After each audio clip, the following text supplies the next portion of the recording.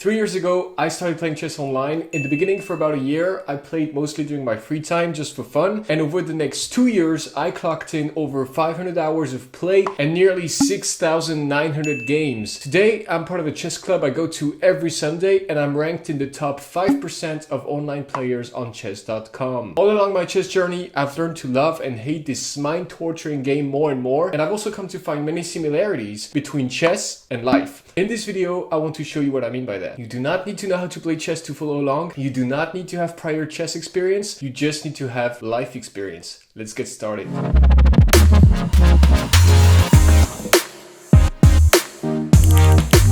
Lesson number 1, never resign.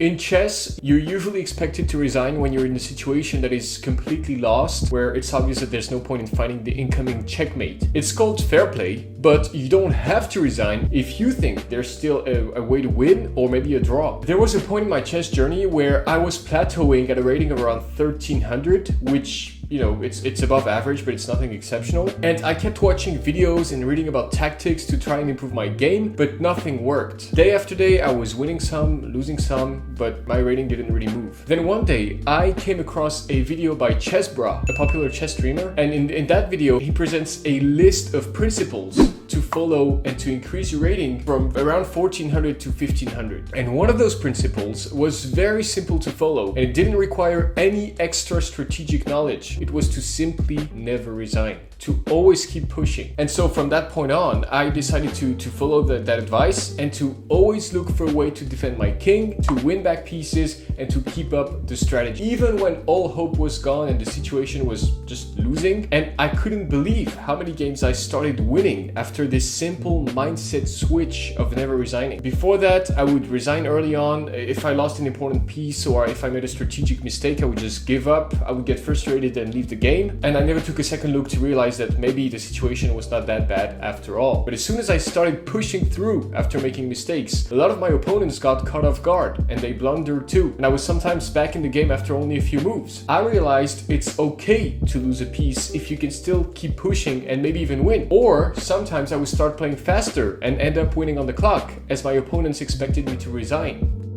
In life, like on the chessboard, the only way to make progress in life is to never surrender. If you resign at the first obstacle, you'll never go further than when you're standing right now. For instance, I tried a dozen different projects before starting my blog and creating my own business 3 years ago. All these projects failed because I never kept pushing. Then one day, I decided to commit to blogging every day, to start writing at 6:30 every morning and to not stop just because I could find excuses for myself. I don't have any inspiration this morning, I'm sick, I didn't sleep well, so it's okay if I sleep in an extra hour. I can skip one day of the week, that's nothing, right? Every day, I just ignored all those excuses, I showed up and worked, and this attitude changed my life. 3 years later, my work has been read by over 1.5 million people. I've made more money than I ever thought possible in this industry, and I even started making videos like you're watching right now. So just showing up in life will take you places. All you have to do is never resign.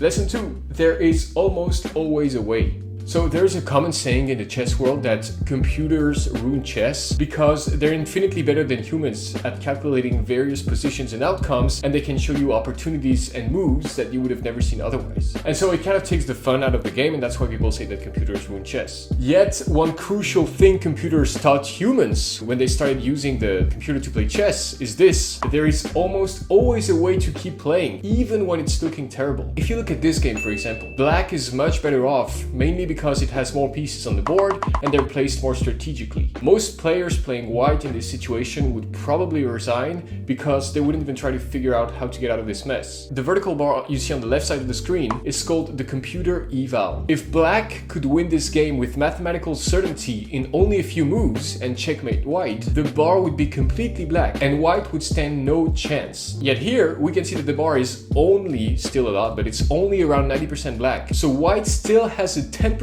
chance of winning this technically. And the crazy thing is that this slight 10% opportunity is probably 99% invisible to the human eye because our brains can't calculate the best move in a 90% losing situation. So most of us think it's over and we resign. But there is one best computer move here, and it's this one. In life, As much as there's almost a way to keep going in chess, there's always a way to keep going in life. Go ask successful people how many times they were told no, how many times people told them this couldn't be done, how they would never succeed and they should quit. When I was a kid, for instance, there was only a handful of people making money online, and then there were kids like me who wanted to do the same, with their parents telling them that this couldn't be done because they didn't understand how the internet worked or how computers worked. Yet, there was a way, they were just not aware of it. Some people were doing it. There's almost always a way to get what you want out of life, and having this mindset shift is a major game changer. Like in chess, you may not always see how to get there yet, you may not know the way yet, or even conceive what options are available to you. But once you start believing that there must be at least one way to get what you want, then you can start figuring out how to get there. And another very important point on this, you get the skills as you move along. Don't think you need the skills to start. It's like chess, you don't need to know all the strategy and the theory and all that. You just need to know how the pieces move and then start playing. And that's how you learn. And you build up your knowledge of the game as you go. It's the same with life. Don't ever think you don't have the skills. You'll get them as you go. Lesson 3. Play active, not reactive. So one of the core concepts of playing chess is to control the center of the board. The more pieces you can get in the 4 middle squares, the more likely you'll be to win the game. So with that in mind, you need to develop your pieces faster than your opponent and play actively. If you only play by reacting to your opponent's move, he or she will overcome you sooner or later because he will always be one move ahead of you. Oftentimes your opponent will even be able to anticipate what defensive move you will play based on what strategic attack he or she is playing. That's called a line, and there are many lines in chess that are famous, so if you play the exact line that's expected, your opponent will know what to do better than you. So playing reactive chess is usually a recipe to lose the game. In life, Napoleon Bonaparte was a famous French leader you've probably heard about before. He was this legendary commander-in-chief, and he was a war leader, and he chopped a lot of people's heads off. He was not a very nice guy, but he has a very famous quote regarding how to be tactical and win a battle. The best defense is a good offense. If you live your life like you play reactive chess, like we just talked about, you won't be in control of anything. Once you realize that you decide how you shape your environment rather than the other way around, your environment shaping you, then you can start taking control of your life and overcome your problems. In his book, The 7 Habits of Highly Effective People, Stephen Covey calls this concept creating your own weather. A lot of people don't feel like doing things when the weather is gray and depressing outside. They say, I'm feeling down because the weather is bad. So they just kind of have a chill day and, in the couch, and they don't do much, and that's fine sometimes. But the thing is, it can be sunny in your heart and in your mind. All you have to do is change your approach to the external bad weather factor. When you think about it, it doesn't really matter that it's raining outside if you have a response for it, or if you decide that it's still going to be a productive day inside today. You can still decide to do things even if the weather is bad. And this approach of taking control of what surrounds you in life applies to anything. If somebody at work annoys you, it's your decision to feel annoyed. If you feel frustrated about something, it's your decision to feel frustrated. And if it's gray outside or you're feeling down, it's your decision too. So understand that by choosing how you respond to your environment, you will go from living a passive life to an active one. And this can change everything you do in life. Lesson number 4. Put theory into practice. Back in the day, learning chess was a lot more difficult than it is nowadays. There were no apps, no computer-generated puzzles, no artificial intelligence to show you the best moves. There were basically only books, and there were clubs, and then there was a chessboard where you could put everything you learned in books and from people into practice. And the key word here is practice. One of the big downsides of technology nowadays is that it tends to make us believe we're learning things while we're never putting anything into practice. If you use Duolingo to learn a language, for instance, you'll forget everything very quickly if you never actually train your speaking. And in the same way, if you use your iPad to learn about guitar chords theory, but never get your hands on the real instrument, you won't learn either. And in the case of chess, you can learn all the positions, all the strategies, the openings, and the main lines. If you don't put them into practice on the board, it will be useless. Your opponents won't always play by the book. They won't always respond to the theory you learned with the exact move you expected. You will be in a real life situation where things rarely go as planned, so you just need to learn from experience. Plus, you won't develop your ability to bring your own strategic approach to create your own style of play, which is a shame. At some point, you have to face the chessboard and make moves.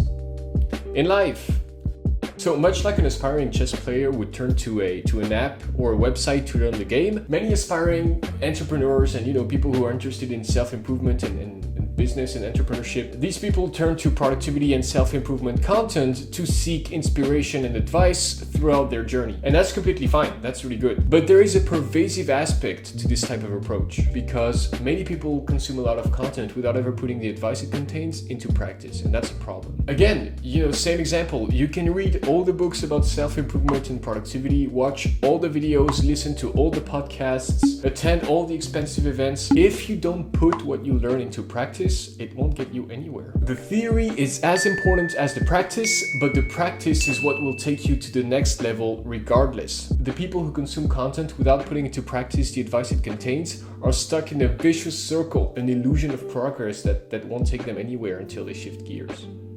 Fifth and final lesson, little pawn can become big. So pawns are the most common piece on the chessboard. There's 8 of them. They're also the least valuable pieces on the chessboard. Yet if you manage to get one of those little guys all the way up to the other side of the board, it turns into a big, scary queen, the most valuable piece on the board. Passing a pawn across the board without getting eaten is no simple task. A pawn is a very easy target, it's very easy to capture, so it will need to be protected and assisted by your stronger pieces and your other little pawns too sometimes, to create a little fortress around it. Sometimes though, the pawn will be alone, isolated, vulnerable, with no other pieces to assist. Yet, before your opponent sees it, it will be too late to stop it, and you'll rush to the end zone like an NFL player going for a touchdown for that extra queen. In chess, this touchdown concept is called promoting, and it's usually synonym with winning the game. In life, I went to graphic design school and I had a teacher who always told us to write down and draw in notepad every little stupid idea we had for 2 main reasons. Number 1, once it's out of your brain and out onto the paper, then you're free to forget it and to make more spaces for better ideas. And number 2, most importantly, as stupid or bad as it might seem at the moment, it might actually turn into something big if you look into it more and brainstorm it more. So in life, your ideas are your little pawns, and some of them might become a great queen one day. I use a notepad to write down every single idea I have, no matter how insignificant or stupid it might seem. I sometimes wake up at night because I had a dream I want to write down and remember, or I have a crazy idea about something and I absolutely have to write it down. And it might actually never end up, turn into something, but it doesn't matter. You can't run the risk of forgetting an idea that will change your life because you assume it's a bad one in the first place. Write it down, maybe get back to it later, and at least try things and follow some of those ideas before saying that they won't take you anywhere. So embrace every little idea you have, every little pawn you have, and work hard to make a few come to life. Work hard on making some of your ideas become big queens. You'll be surprised how far it can take you and how you may be able to win the battle and checkmate. That's it for this video. Thanks a lot for watching. If you enjoyed, remember to subscribe to the channel and like the video. You can also leave a comment if you feel like it. Let me know what your favorite chess moves are in life. You can also follow me on chess.com. I'll put a link to my profile in the description down below. And yeah, that's it. Thanks so much for watching. I'll see you for next week's video. Until then, play your moves right on the chessboard and in life. And remember, enjoy the journey you're on.